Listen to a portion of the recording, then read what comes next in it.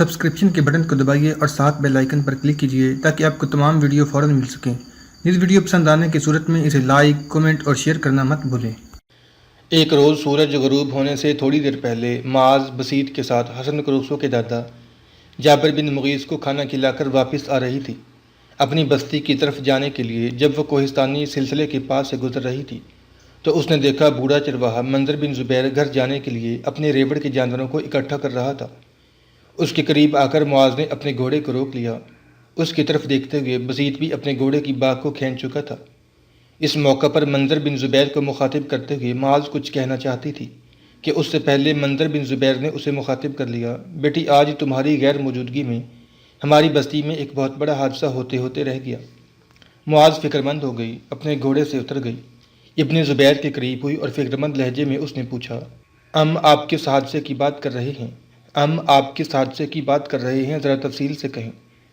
جواب میں منظر بن زبیر نے کچھ سوچا، پھر کہنے لگا، غرناطہ کی جو سب سے بڑی راہبوں کی احتسابی عدالت ہے، اس کی طرف سے 4 مسلح جوان آئے تھے۔ ان کے پاس اس عدالت کی طرف سے تمہارے بابا کعب بن عامر اور عدنانی سردار سعد بن سلامہ کے نام ایک نامہ بھی تھا، جس میں حکم دیا گیا تھا کہ ان قبیلوں کے کچھ لوگ ہسپانیہ کے بادشاہ چارلس کے احکامات کی خلاف ورزی کرتے ہیں۔ چارلس کا حکم ہے کہ البشارات کے علاوہ جس قدر علاقے ہیں وہاں کے مسلمانوں کو ہر صورت میں نصرانی بن کر رہنا ہوگا۔ انہوں نے الزام لگایا تھا کہ قحطانی اور عدنانی قبائل کے کچھ جوان اس کام کے آڑے آ رہے ہیں اور جن مسلمانوں کو راہب نصرانی بنانا چاہتے ہیں ان کی مدد کرتے کہ وہ انہیں ہسپانیہ سے نکالنے میں مدد دیتے ہیں۔ جن جوانوں کو وہ لینے آئے تھے میری بیٹی ان میں تمہارے بھائی مغیرہ بن کعب کا بھی نام تھا۔ اس موقع پر اگر ایک شخص بیچ میں نہ آتا تو وہ مسلح جوان آئے تھے، ان کے اور قبیلے والوں کے درمیان تکرار ہو جاتی، معاملہ بڑھتا، ہو سکتا ہے وہ چاروں مسلح جوان قبیلے والوں کے ہاتھوں مارے جاتے۔ اگر ایسا ہوتا تو بات بڑھ جاتی اور ان کی قتل کی ذمہ داری قحطانی اور عدنانی قبائل پر پڑتی۔ ہسپانیہ کے اندر جس قدر راہبوں کی عدالتیں ہیں وہ ساری ان قبائل کے خلاف حرکت میں آ جاتی اور چارلس کو ہر صورت میں مجبور کرتی کہ البشارات کے مسلمانوں کو تہس نہس کیا جائے یا انہیں زبردستی نصرانی بنایا جائے۔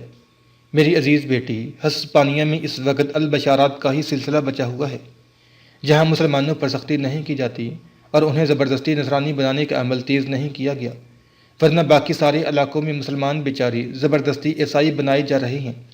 گو وہ بظاہر عیسائی ہو جاتے ہیں لیکن باطن میں اسلام کو ترک نہیں کرتے، اور جو بظاہر بھی نصرانی نہیں ہونا چاہتے وہ کسی نہ کسی طریقے سے بھاگ دوڑ کر ہسپانیہ سے نکل جاتے ہیں۔ منظر بن زبیر جب خاموش ہوا تو بڑے شوق سے اس کی طرف دیکھتے ہوئے معاذ کہنے لگی، آپ نے اپنی گفتگو کے شروع میں بتایا کہ اگر ایک شخص آڑے نہ آتا تو یہ حادثہ نہ ہوتا۔ آپ نے آڑے آنے والے شخص کا نام نہیں بتایا، اس لیے کہ وہ تو اب ہمارے دونوں قبیلوں کا محسن ہے، جس نے قبیلے کے اتنے نوجوانوں کی جان راہبوں کے ہاتھوں سے بچائی۔ لمحہ بھر کے لیے منظر بن زبیر نے بڑے غور سے معاذ کی طرف دیکھا، پھر کہنے لگا، جو شخص آڑے آیا، مصیبت یہ ہے کہ تم اسے پسند نہیں کرتی، اس سے نفرت کرتی ہو، اور وہ اس کوہستانی سلسلے کی خانقاہوں کا نوجوان راہب لسان کو ہے۔ لمحہ بھر کے لیے معاذ چونکی، پھر کہنے لگی، کافی ماہ گزر گئے، اس راہب کو میں نے کبھی دیکھا نہیں۔ ایک بار کافی عرصہ پہلے آپ جانتے ہیں وہ ہماری حویلی میں آیا تھا اور اس موقع پر میں نے اس کی اہانت بھی کی تھی۔ اب اگر اس کی وجہ سے ہمارے قبیلوں کے کچھ نوجوان جن میں میرا بھائی بھی شامل ہے وہ غرناطہ میں راہبوں کی عدالتوں میں بچ جانے سے بچ گئے ہیں تو میں اس لسان کو نام کے راہب سے نہ صرف یہ کہ اپنے گزشتہ رویے کی معافی مانگ لوں گی بلکہ اس کا شکریہ بھی ادا کروں گی۔ معاذ رکی، پھر وہ دوبارہ کہنے لگی، گو اپنی حویلی میں نے اس کی توہین کی تھی، اس کو کافی ماہ بیت چکے ہیں، پھر بھی میں اس سے معذرت ضرور کروں گی۔ کیا وہ اس وقت خانقاہی میں ہے؟ اس پر منظر بن زبیر کہنے لگا، نہیں بیٹی، میرے خیال میں وہ اس وقت تمہاری حویلی ہی میں ہے۔ معاذ اپنے گھوڑے کی طرف بڑھی اور کہنے لگی، میں وہیں جاتی ہوں اور اس سے مل کر اس کا شکریہ ادا کرتی ہوں۔ معاذ گھوڑے کی رکاب میں پاؤں رکھنے ہی لگی تھی کہ منظر بن زبیر نے پھر اسے مخاطب کیا، معاذ میری بیٹی، تمہارے لیے ایک اور اچھی خبر بھی ہے۔ گھوڑے پر بیٹھتے بیٹھتے معاذ رک گئی، غور سے منظر بن زبیر کی طرف دیکھا، اس کے قریب ہوئی اور بڑے شوق سے پوچھنے لگی، کیسی خوشخبری؟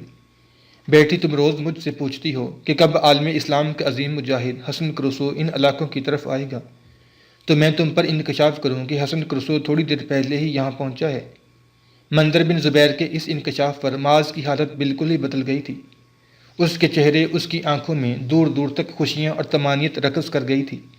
پھر بے پناہ خوشی کا اظہار کرتے ہوئے کہنے لگی، حسن کرسو یہاں آیا ہے تو اس کا قیام کہاں ہے؟ یہاں کے حکومتی نمائندوں کو اس کے آنے کی خبر نہیں ہونی چاہیے۔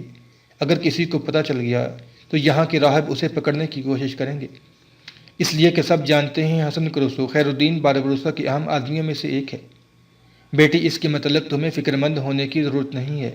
راہب لسانکو کی طرح حسن کرسو بھی اس وقت تمہاری حویلی میں موجود ہے۔ منظر بن زبیر نے مسکراتے ہوئے معاذ سے کہا تھا۔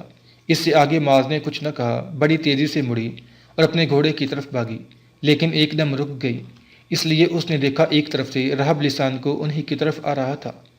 بیچاری معاذ نہ جانتی تھی کہ راہب لسانکو ہی اصل میں حسن کرسو ہے۔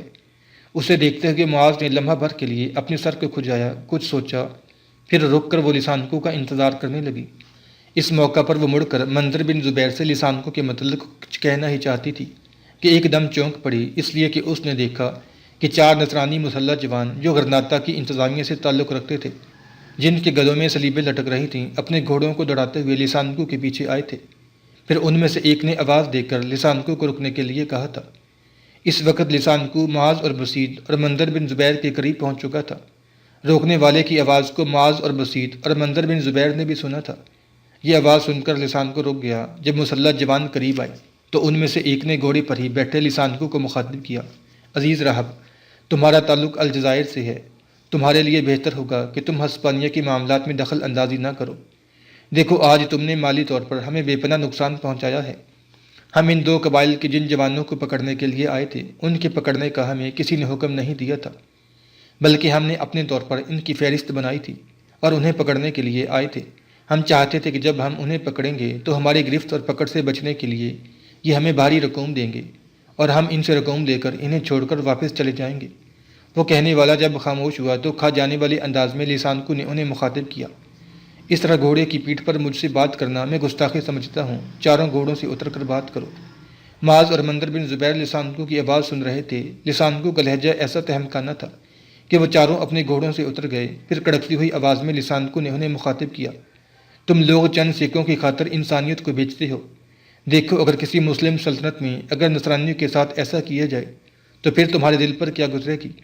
اس بار دوسرا مسلح جوان لسانکو کو مخاطب کر کے کہنے لگا، ہمارے دل پر کچھ نہیں گزرے گی، ہمیں صرف دولت چاہیے، ہمیں نصرانیت اور اسلام سے کوئی غرض نہیں۔ ہم تمہیں یہ بھی تنبیہ کرتے ہیں کہ آئندہ ہم نے ان قبائل میں اور واردات کرنا چاہیے اور تم آڑے آئے تو یاد رکھنا ہم تم پر بھی حملہ آور ہونے سے باز نہیں آئیں گے اور تم ہمارے ہاتھوں نقصان اٹھاؤ گے۔ تمہارے لیے بہتر ہے کہ تم الجزائر ہی میں رہو، بار بار وہاں سے یہاں کیوں آ جاتے ہو؟ ہم نے تو سنا تھا کہ تم واپس جا چکے ہو، یہاں کیسے آ گئے؟ اس مسلح جوان کے ان الفاظ پر حسن کرسو کی نگاہیں آگ برسا گئی تھیں۔ کچھ دیر تک وہ اپنی بے پناہ غضبناکی میں گھورتا رہا، پھر انہیں مخاطب کر کے کہنے لگا، تم تو میرے خلاف بھی حرکت میں آ کے مجھے نقصان پہنچاؤ گے۔ جو پہلے بولا تھا اس نے بے پرواہی سے کندھے اچکا کر کہہ دیا، بالکل آپ کے خلاف بھی حرکت میں آئیں گے، اور جو حرکت آپ نے آج کی ہے ایسی ہی حرکت اگر دہرائی گئی تو وہ حرکت اور خود تم ہمارے لیے ناقابل برداشت ہوگے۔ لسانکو کی حالت یکسر ہی بدل گئی، آنکھیں قہرمانیت برسا گئیں، چہرہ غصے میں سرخ ہو گیا تھا، پھر کہنے لگا، اگر میں آج بلکہ اس وقت تم چاروں کے خلاف حرکت میں آ جاؤں اور تم چاروں کے سر کاٹ دوں تو کوئی ہے جو مجھ سے باز پرس کرے گا؟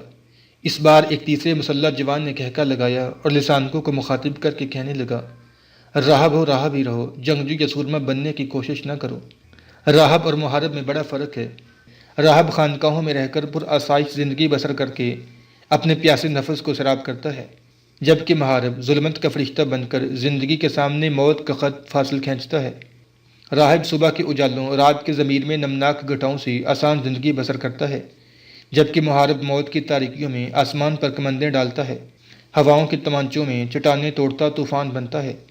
وہ مسلح جوان یہیں تک کہنے پایا تھا کہ معاذ بن زبیر اور بسیط کے کانوں میں راہب لسانکو کی ڈانٹتی ہوئی آواز پڑی تھی۔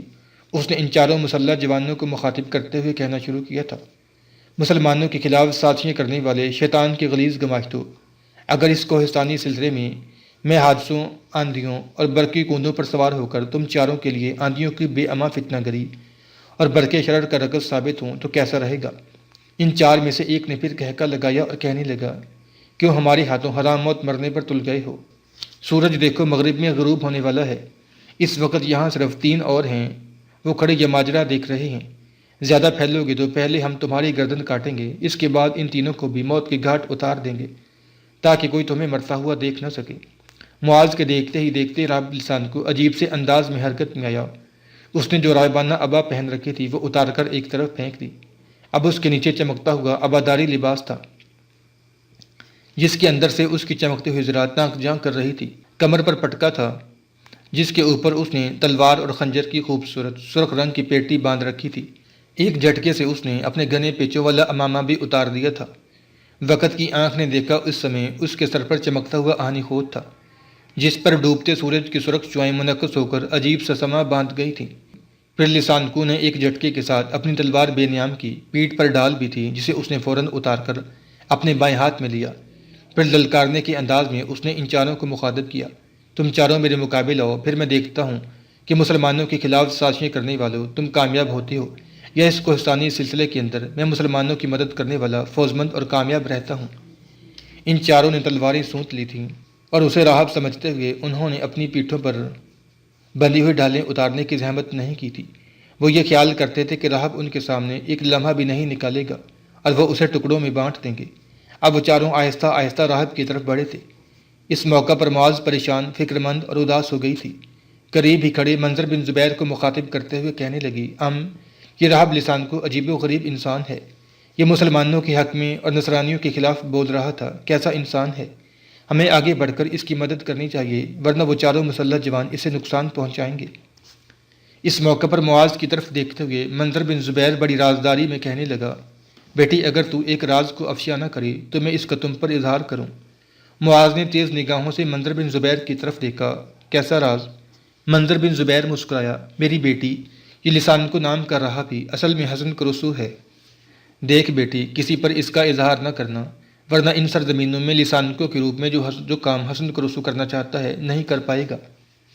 بیٹی، میں نے تمہیں اس لیے بتایا ہے کہ تم حسن کا رسو کو پسند کرتی ہو۔ کسی پر یہ بھی ظاہر نہ کرنا کہ میں نے تمہیں بتا دیا ہے کہ لسان کو ہی حسن کا رسو ہے۔ بسیط تم بھی میری بات غور سے سنو، خبردار کسی پر یہ ظاہر نہ ہو کہ لسان کو اصل میں حسن کا رسو ہے۔ منظر بن زبیر کے اس انکشاف پر معاذ دنگ رہ گئی تھی۔ انتہائی شوق سے وہ راہب لسان کو یعنی حسن کا رسو کی طرف دیکھنے لگی تھی۔ اس موقع پر چاروں مسلح جوان اس پر حملہ آور ہونے کے لیے اس کے قریب آ چکے تھے۔ اچانک معاذ زمین پر بیٹھ گئی، پھر ایک دم سے وہ قبلہ رو ہو کر زمین پر سجدہ ریز ہوئی اور گڑ گڑاتے ہوئے روتے ہوئے کپ کپاتی آواز میں کہہ رہی تھی، اے اللہ، تو حسن کا رسو کو اپنے حفظ و امان میں رکھنا۔ اے اللہ، یہ عالم اسلام کے ان جوانوں میں سے ہے جو شیطانوں کی شیطانیت کے سامنے ملائکہ کی جبینوں کا سجود، اندھیروں کا لباس پہننے والوں کے سامنے ستاروں کی حکایات جیسے بن جاتے ہیں۔ اے اللہ، یہی وہ مجاہد ہیں جو جاہلیت کی راتوں کے طول میں عالم اسلام کے لیے اٹھتے سورج کی لو ثابت ہوتے ہیں، جو مسلمانوں کے لیے تعصب کی اندھیری سرزمینوں میں گنگناتی کہکشاؤں کا مہتاب بن کر نمودار ہوتے ہیں۔ اللہ اس کی حفاظت کرنا۔ اس سے آگے معاذ کچھ نہ کہہ سکی، اس لیے کہ وہ پھوٹ پھوٹ کر رو رہی تھی، ساتھ ہی ٹوٹے پھوٹے الفاظ میں دل ہی دل میں دعا بھی مانگ رہی تھی۔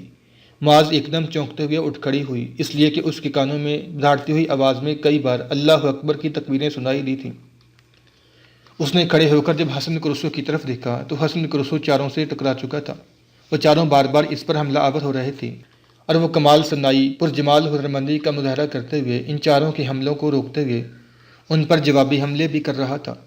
اس موقع پر تحسین آمیز انداز میں منظر بن زبیر نے معاذ کی طرف دیکھتے ہوئے کہنا شروع کیا، تیندوا تنہا ہی کیوں نہ ہو لیکن بھیڑ بکریوں کے ریوڑ کے سامنے آتے ہوئے ہچکچاتا نہیں۔ میری بچی شاہین اپنے آشیانوں سے کتنے ہی دور کیوں نہ ہو، وہ کرگسوں کے سامنے آتے ہوئے اپنے جذبات اور احساسات پر گھبراہٹ محسوس نہیں کرتا۔ بیٹی مطمئن رہے، تو نے زمین پر جو سجدہ ریز ہو کر اس کے لیے دعا مانگی ہے وہ رنگ ضرور لائے گی۔ یہ حسن کا رسو ہے، میں تمہیں یقین دلاتا ہوں، یہ چاروں جو اس سے ٹکرا رہے ہیں یہ ان کے ٹکڑے ٹکڑے کر کے گزر جائے گا۔